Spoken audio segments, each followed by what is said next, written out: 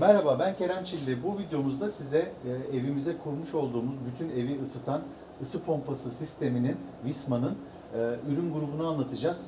Bu videoyu kimle çekebilirdik? Tabii ki Visma'nın ürün sorumlusu ve teknik eğitim sorumlusu Aziz Bey ve Utkan Bey ile birlikte bu videoyu yapıyor olacağız. Öncelikle hoş geldiniz, ayaklarınıza sağlık. Hoş bulduk Kerem Bey. Bence çok dolu dolu bir içerik olacak burada. İnsanlar ısı pompası terimini daha yeni algılamaya başladı. Ülkemiz için yeni. Belki Avrupa'da çok daha fazla yaygın ama Evet. burada en temelden ısı pompası nedir? Hangi malzemeler? İçerideki bizim diğer malzemeler. Bunların hepsini tek tek incelemek istiyorum. İşte termostatlarımız, sensörlerimiz, sistemin genel çalışma mantığı, neden avantajlı? Yani bir birim elektrik harcayıp da daha fazla enerjiyi nasıl üretiyor? Çalışma mantığına da kısaca değineceğiz. Toplamda 281 kilowatt saatlik bir enerji tüketimimiz olmuş. Hem kullanma suyu ısıtması için hem de binanın ısıtması için. Bu arada biz bodrum katımızı yerden ısıtıyoruz. Dükkan katımız ve evimiz totalde 250 metrekarelik bir alanı ısıtıyoruz. Bu kadar enerji harcayarak. Buradaki ısı pompasının elektriğinin bir kısmını biz çatımızdaki güneş panellerinden sağlıyoruz. Orada da Visma'nın yeri var. Hatta şimdi çatımızdaki panellerin sayısını da arttıracağız. Daha fazla Visman paneli çatıya yerleştireceğiz.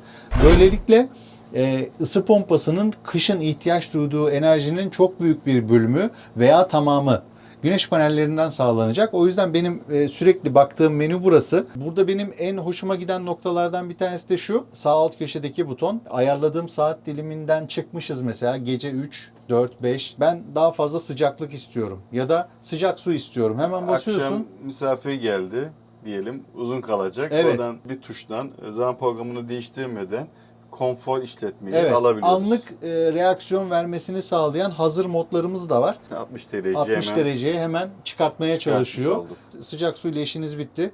İptal edebilirsiniz. Kapattım. Normale döndü. Her şey kontrolümün altında olması çok keyifli. İsterseniz hızlıca bizim makine dairesine geçelim.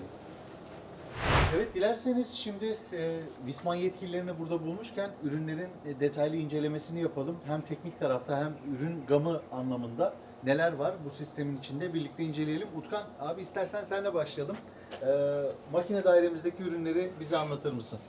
Şöyle ilk başta ana ürün grubumuzdan bahsedelim. Şimdi burası bir ısıtma için, buradaki binanın ısıtması için kurulmuş bir aslında makine dairesi. Ve güzel bir makine dairesi, gayet düzenli, ufak olmasına rağmen. Şimdi bizi izleyen kişiler sorabilir, burada ısı pompası hangisi? Çünkü ısı pompasıyla beraber çalışacak birçok ürün var burada. Isı pompası cihazımızın iç ünitesi, özellikle söylüyorum çünkü ısı pompası, evsel tip ısı pompaları iki türlü var. Bir tanesi split tip dediğimiz, iç ünite dış ünite ayrı, ki videonun sonrasında göstereceğiz muhtemelen dış ünitesinde nerede olduğunu. Şu an burada iç ünitesini görmekteyiz. Bir de monoblok olan ürünler var. İç ünite dış ünitenin tek bir modüler yapıda olmayan, tek bir kasada olan cihazlar. Burada split iç üniteli bir sistem tercih ettik biz. Wi-Fi kontrollü olması sebebiyle. Burada da gördüğümüz ısı pompasının iç ünitesi. Sonrasında bu makine dairesinde birçok ürün var ısı pompasıyla beraber. Bu buffer tankı dediğimiz aslında tesisattaki suyun, tesisat dönüş suyunun ve tüm aslında enerji sisteminin dengeleyici bir tankıdır. Ve hem de binadaki ısıyı üretirken burada suyu depoladığımız, sonrasında ihtiyaç olduğu dönemde o suyu tekrardan pompalayan sistem oluyor. Bu ürün ise, bu da boiler dediğimiz sıcak su tankımız. Binadaki kullanım sıcak suyu için. Çünkü ısı pompası cihazları gazlı cihazlardan, özellikle kombi gibi cihazlardan daha farklı. Sıcak su üretirken boiler sıcak su tankı gerekli ve burada sıcak su tankını da suyu hazırlıyor, sıcak suyu, kullanım sıcak suyunu istenilen sıcakta, işte mesela 55 derecede depolayabiliyoruz ve sonrasında ihtiyaç olduğu vakit bu tank üzerinden binanın kullanımına sıcak suyu gönderebiliyor. Sonrasında tabii ki burada tesisat ekipmanları var.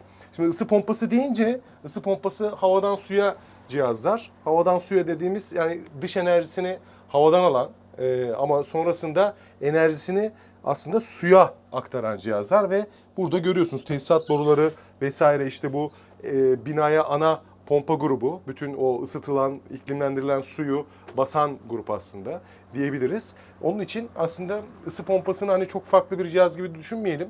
Yine suyla binayı ısıtan veya soğutan cihazlar. Peki şunu sormak istiyorum. Isı pompası gibi evi ısıtabileceğimiz alternatif araçlar var. Kombi gibi ya da işte UFO cihazları gibi veya klima gibi. Bu cihazı onlardan ayırt edici performans anlamında bize çok avantaj sağlayan çalışma mantığına biraz değinmeni rica edeceğim. Türkiye'de ısıtma deyince aslında en popüler ürün kombi ürünleri, kombi kazan ürünleri, doğalgazlı sistemler. Çünkü doğalgaz ağı şebekesi Türkiye'de çok yaygın. Özellikle büyükşehir merkezlerinde falan her tarafta var. Elektrikli sistemler, senin söylediğin UFO sistemler, bunlar tabii ki direkt birebir, yani 1 kilowatt, 1 kilowatt verim gibi düşünebileceğimiz cihazlar. Doğalgazlı sistemler doğalgaz yakıtını kullanarak oradan enerji üreten cihazlar. Isı pompasında ise böyle bir durum yok. Herhangi bir yakıt kullanımı yok. Isı pompası elektriği kendisinin çalışması için kullanıyor aslında. Kompresörün çalışması için kullanıyor. Elektrikle bir ısıtma yapmıyor. Yani o işte elektrikli kombi ya da diğer elektrikli radyant ısıtmalardan farkı herhangi bir elektrikli ısıtıcıyla bir ısıtma yapmıyor. Isı pompası sadece kompresörün çalışması için bir elektrik tüketimi var. 1 birim diyebiliriz, o da cihazın alameti farikası. Sonrasında onu 5 birime kadar yükselterek aslında o 1 kW'lık enerjiyi 5 kW'a çıkartan cihazlar oluyor ısı pompaları. Kendi iş teknolojisiyle beraber. Ve sonrasında bu şekilde tüketimle de evi ısıtma veya işte sezonuna göre soğutmasına göre çevirebiliyor. Sorularımdan bir tanesi de aslında şey olacaktı. Bu ürün çok sesli çalışıyor mu diye. Şu an çekim yaparken zaten kafamızın üstünde dış ünitesi var. Dış ünitede şu an çalışır vaziyette. Sesi de içeride çalışırken biz ofiste herhangi şekilde bizi rahatsız etmeyecek düzeyde olduğunu şu an çok net bir şekilde söyleyebilirim. Evet, yani- Sessiz cihazlar. Aynen. Dediğin gibi şu an Aralık ayındayız, yani kış ayındayız. Cihaz çalışıyor. Birazdan da herhalde göstereceğiz. Aslında cihaz bütün odalarda oda sıcaklığı kontrolü yaparak uzaktan haberleşmeyle beraber farklı oda sıcaklıklarını ayrı ayrı kontrol edebilerek çalışıyor. Şu an cihaz çalışmakta. İç ünitesi zaten binaya suyu pompalıyor, sıcak ısıtılmış suyu. Yukarıda da dış ünite var ki sesi çıkartan kısım, aslında daha sesli olan kısım desibel olarak dış ünite. İşte şu an videoda çıktığı kadar bir sesi var.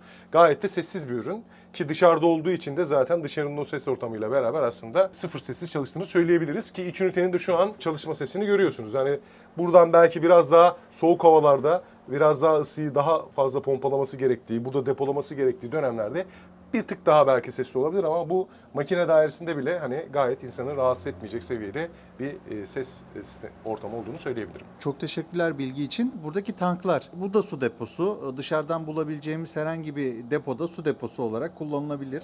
Ama bunları diğerlerinden ayıran özellikler nedir? Bahsedersen sevinirim. Ben de kendi deneyimimi eklerim neler yaşadığımı. Aslında çok güzel bir soru. Çünkü dediğin gibi şimdi buffer tankı dediğimiz, akümülasyon tankı dediğimiz tank. İşte burada 200 litre bir akümülasyon tankımız var.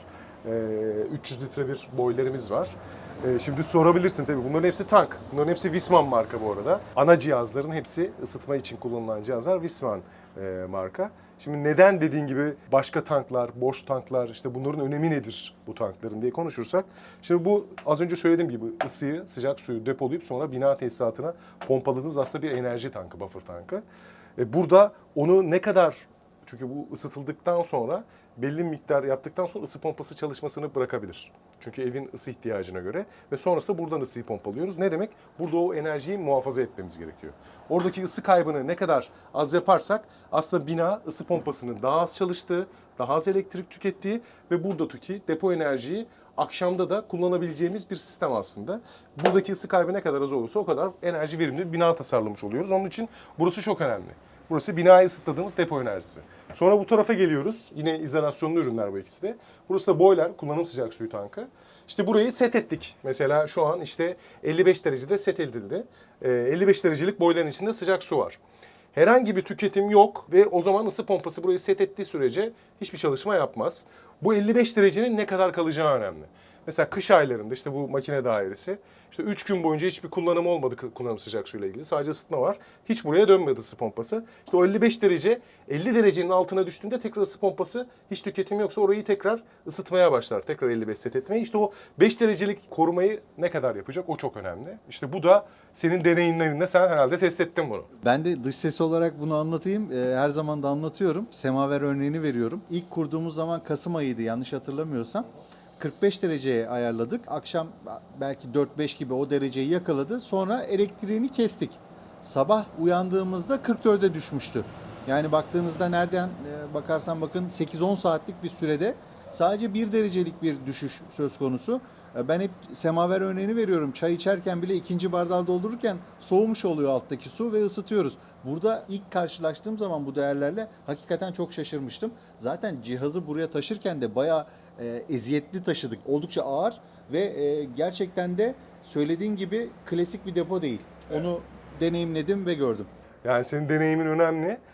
Çünkü şimdi ısı pompası kullanan müşterilerimiz ya da merak eden insanlar hani ana cihaz çok önemli tabii ki. En önemli olan burada hani Viessmann markalı bu gördüğümüz split ısı pompası en önemli cihaz. Ama sonrasında bu cihazın iletimini sağlayan, ısıyı koruyan, işte bina içindeki iletimini sağlayan ara elemanlarda işte buffer tankı, boiler gibi cihazların da enerjiyi koruması ve gerektiği şekilde iletilmesi de çok önemli. Ve bunların tabii ki uzun yıllar boyu beraber aslında uyumlu bir şekilde çalışması ve güvenilir bir şekilde bozulmadan uzun vadeli bir çalışma sisteminin olması lazım, ısıtma sisteminin olması gerekiyor. Bir villa sahibi olduğumu düşünelim. Doğalgazda yok. Belki de var ama ben ısı pompası istiyorum özellikle. Viessmann burada nerelerde devreye giriyor? Nasıl bir sistematik çalışıyor? Ürün tercihi yapmak, ürünlerin kurulumunu, devreye almasını yapmak. Viessmann burada müşterinin ne kadar yanında duruyor, ne yapıyor? Oralardan bahsedersen. Şöyle söyleyebilirim. Tabii ki Viessmann büyük bir iklimlendirme firması, Alman firması. Doğal gazlı sistemler, işte bu tarz gördüğünüz ısı pompası, yenilenebilir enerjiye yaygın sistemler, işte çatıda birazdan göstereceğiz belki fotovoltaik paneller ve bunların beraber entegre edildiği sistemlerin hepsi bulunmakta ürün gamında. Şöyle tabii ki müşteri tercihine göre bir yönlendirme de var. Ayrıyeten uzman Viessmann partnerleri tarafından da aslında müşterinin istekleri doğrultusunda hem bir keşif, bina keşfi, uygun sistemler, işte müşteri acaba yenilenebilir enerji, daha çok elektrifikasyon ürünlerini kullanarak bu şekilde bir ısı pompası sistemi mi kullanmak istiyor? Yoksa doğal gazlı bir sistem, tabii burada bütçe meselesi de önemli. Doğal gazlı bir sistemle mi ilerlemek istiyor?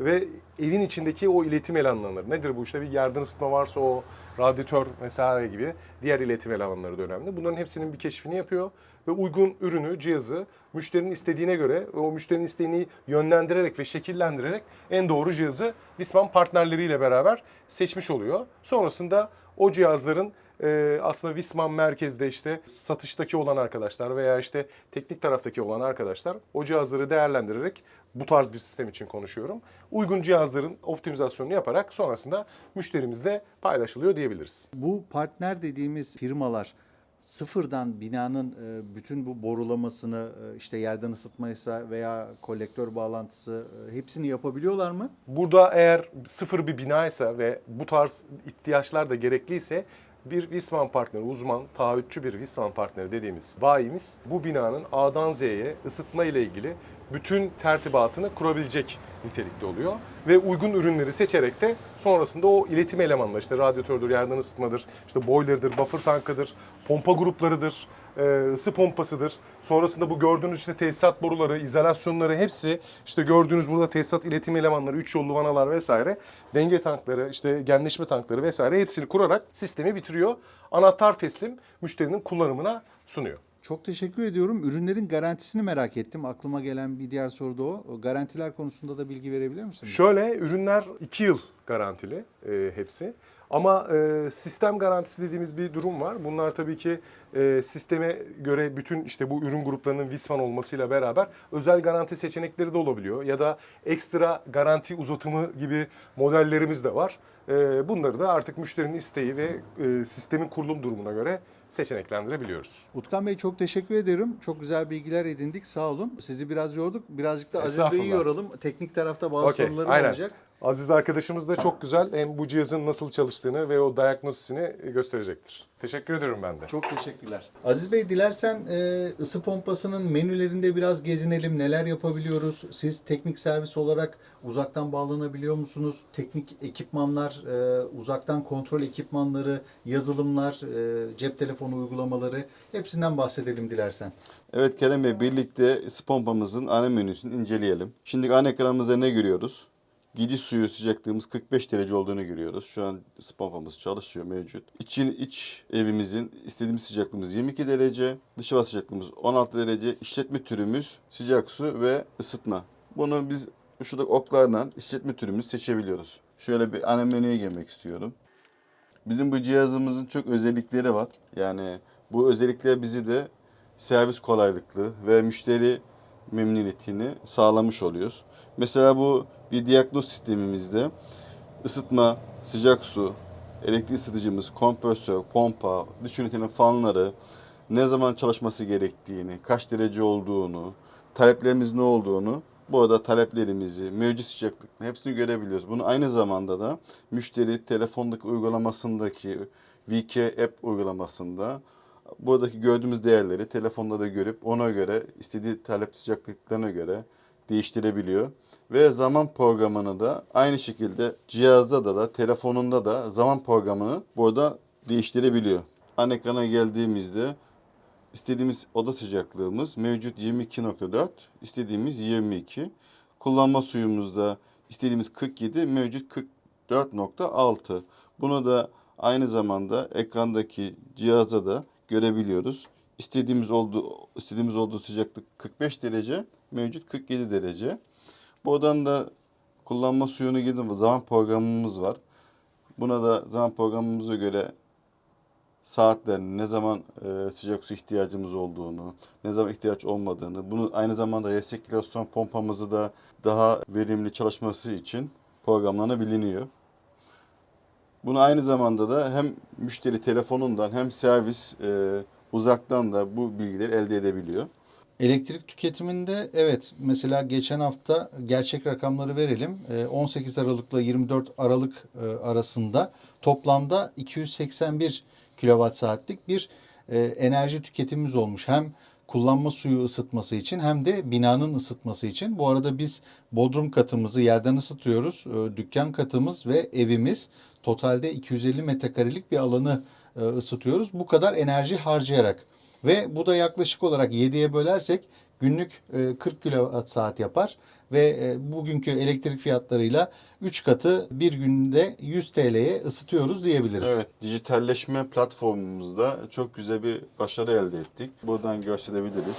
Örnek diyelim, buradaki cihazı biz uzaktan erişebiliyoruz. Cihazın mevcut durumu, arıza olduğu zaman, bakım ihtiyacı olduğunda cihazın uzaktan inceleyip kontrol edebiliyoruz. Aynı zamanda bu serverlar kullanıcı diyorsa tabii ki bu Wiki app'lerden özellik programları var. İşte tasarruf programı gibi. Bunlar seçtiği zaman bu cihazlar uzaktan kullanıcının kullandığı şekilde incelemesini yapıp öneride bulunuyor. İşte tasarruf yapman için biz size öneride bulunuyoruz. Böyle böyle yaparsanız daha tasarruf olur. Burada da mesela ne görüyoruz? Mesela sistem şu an mevcut kapalı. Tampon boyla sıcaklığımız, burada görüntü tampon boyla sıcaklığımız. Küçük olan tanktan bahsediyoruz değil mi?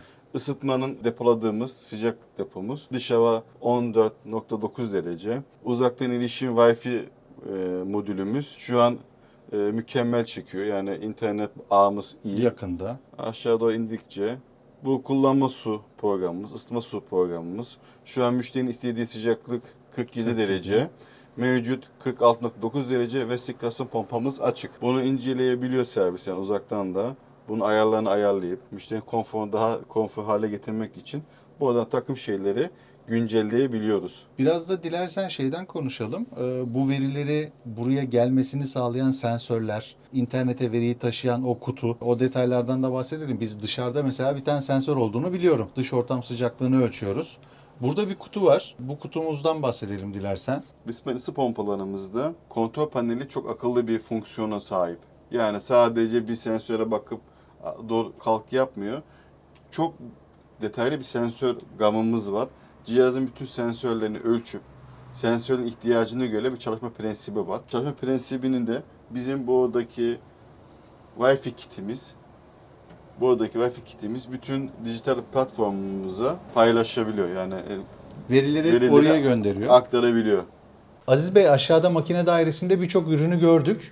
Birçok veri gördük. O veriler nereden geliyor? Küçük komponentler de var demiştik. Radyatörümüzün üstünde farklı bir malzeme var. Nedir bu? Ne işe yarar? Bu bizim VK termostatımız. Bu VK termostat Wi-Fi ile çalışıyor.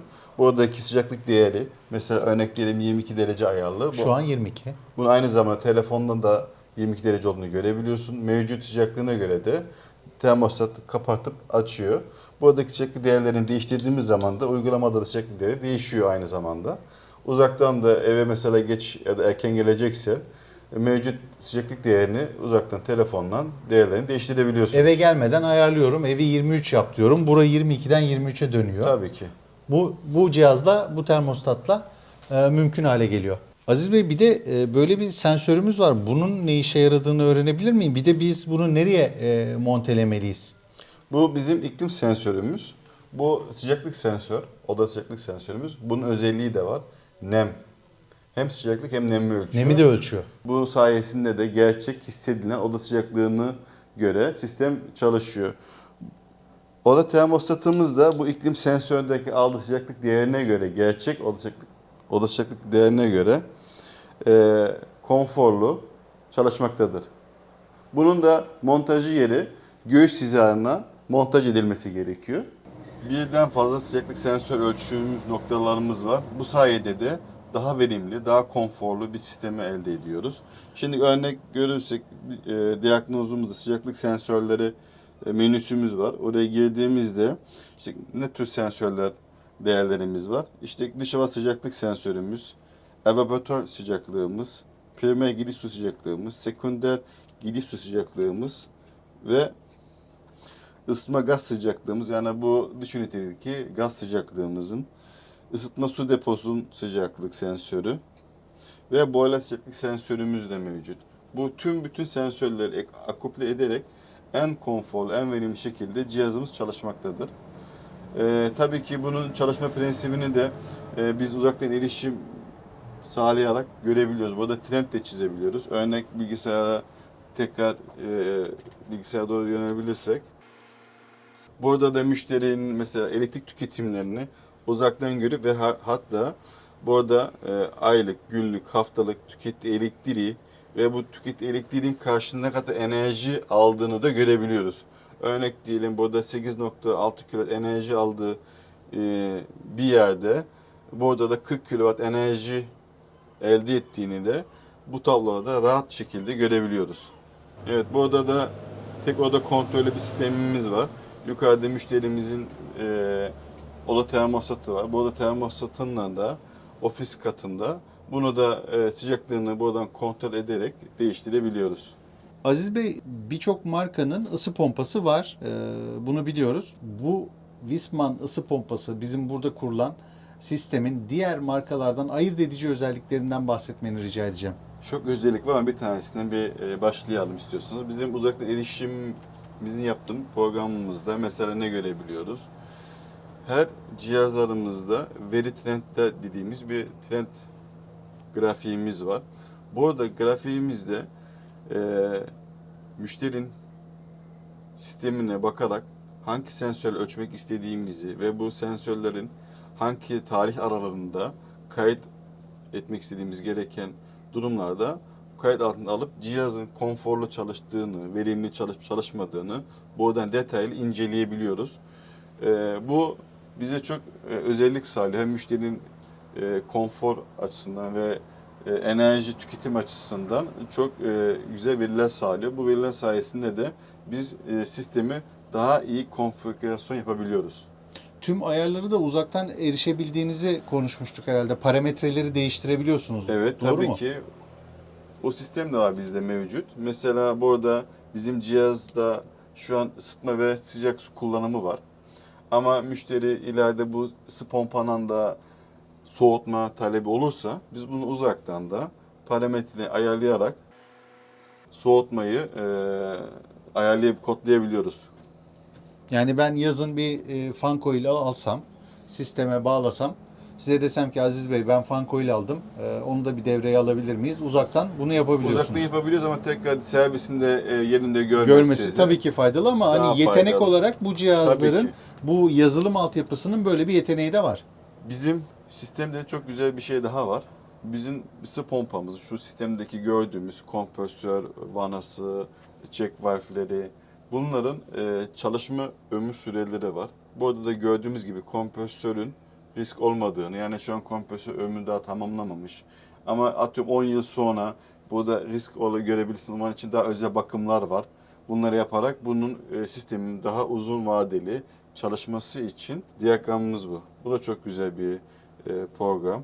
Bunlar servis için oluyor, doğru mu? Bunu son kullanıcı değil, sizin serviste analiz etmenizi, bir problem varsa onu detaylı anlamak adına ölçtüğünüz, gördüğünüz bir yazılım. Bunu son kullanıcı kullanmayacak. Daha çok bizim cep telefonundaki uygulamamızı kullanacak, doğru mu? Tabii ki bu programlar yetkili servisler tarafından kontrol edilip ve müşterinin taleplerine göre daha etkin çalışma yapabiliyoruz.